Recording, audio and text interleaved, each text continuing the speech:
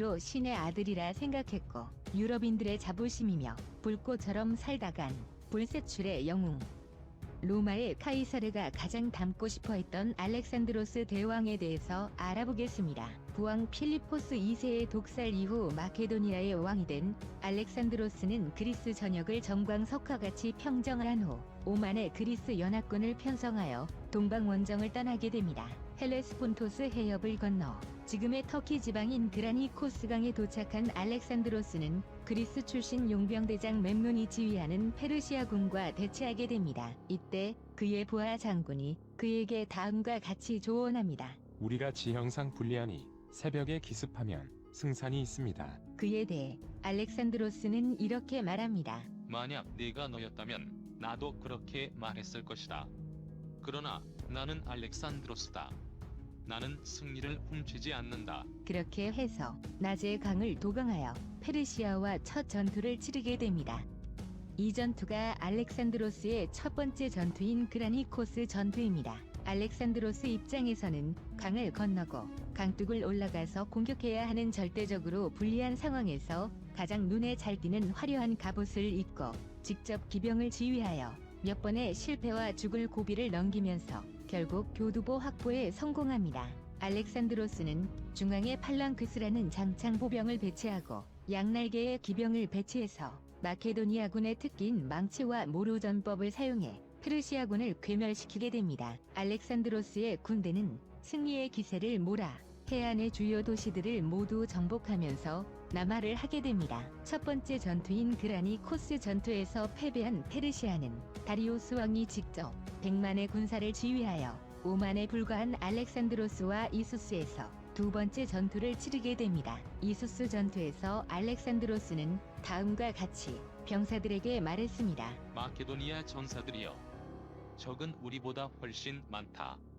하지만 겁낼 것 없다.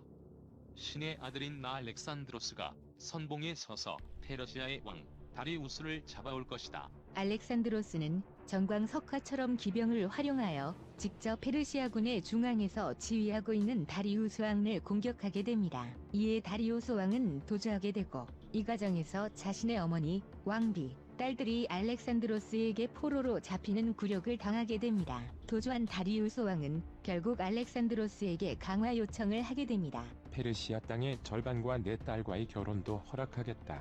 그러나 알렉산드로스가 원했던 것은 페르시아 제국 전체를 정복하는 것이었기 때문에 다리우스 왕의 강화 요청은 무산됩니다. 이수스 전투 이후 계속 남하에서 이집트에 입성한 알렉산드로스는 쉽게 이집트를 정복하고 그리스풍의 신도시 알렉산드리아를 조성하고 이후 정복하는 도시마다 알렉산드리아라는 도시들을 만들게 됩니다. 알렉산드로스는 군대를 재정비하고 다시 다리우스 왕과의 세 번째 전투를 위해 가우가멜라 평야 지역으로 이동하게 됩니다. 한편 페르시아의 다리우스 왕 역시 권투중 내 다시 100만이 넘는 군대를 재정비하여 가우가멜라 전투에서 다시 한번 맞붙지만 이 전투 역시 패배하게 됩니다. 다리우스 왕은 가까스로 도주에 성공하게 되지만 결국 부하의 손에 죽고 맙니다. 이렇게 해서 페르시아 전체를 정복하게 된 알렉산드로스는 부하들의 반대에도 불구하고 인도 지역까지 원정을 떠나게 됩니다. 인도 히다스페스 지역의 포로스 왕이 이끄는 코끼리 부대에 맞서서 고전한 알렉산드로스는 부대를 둘로 나눠 속임수와 심리전을 사용해 치열한 전투 끝에 결국 승리하게 됩니다. 히다스페스 전투 승리 이후 알렉산드로스는 계속 동쪽으로 정복 전쟁을 추진하려 했지만 10년이 넘는 세월 동안 고향을 그리워하는 부하들의 반대에 결국 회군할 것을 결심하게 됩니다. 그러나 회군 도중 33살이라는 젊은 나이에 갑자기 세상을 떠나게 됩니다.